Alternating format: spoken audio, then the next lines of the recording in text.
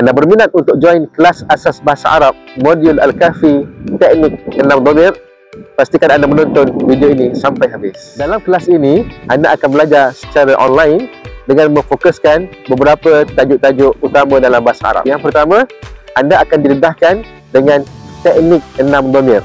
Yang mana teknik 6 dhamir ini adalah merupakan satu inovasi dalam pembelajaran bahasa Arab yang diambil daripada uslub yang digunakan di dalam Al-Quran. Dengan teknik 6 dhamir ini, saya yakin dan pasti tuan-tuan dan puan-puan yang berminat untuk belajar bahasa Arab akan dapat menguasai bahasa Arab dengan lebih mudah dan santai.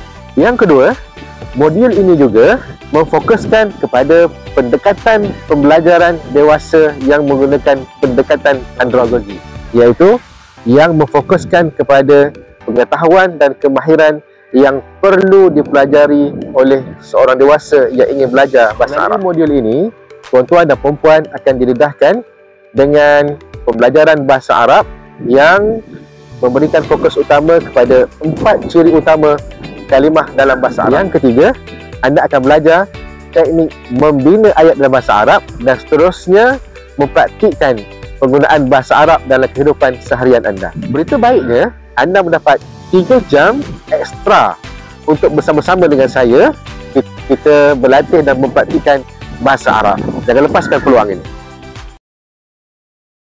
Anda perlu download dan install aplikasi ini dalam telefon atau laptop. Link Zoom akan diberikan sebelum kelas bermula. Setiap kali kelas akan direkod dan dihantar ke dalam grup.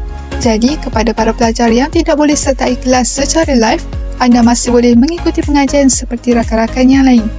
Anda juga akan dikumpulkan dalam satu grup Telegram khas tanpa bercampur dengan orang lain.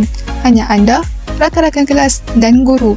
Sebarang persoalan berkaitan pelajaran anda boleh ajukan dalam grup tersebut. Untuk kelas ini, anda tidak perlu membeli buku kerana kami telah sediakan modul mengikut tajuk-tajuk yang bersesuaian dengan tahap belajar. Kelas ini juga kami sediakan jadual kelas. Jadi, kelas akan diadakan mengikut hari, masa dan tajuk yang telah ditentukan. Secara keseluruhannya, anda akan belajar secara sistematik dan teratur. Jadi, apa tunggu lagi? Klik link waiting list yang disediakan.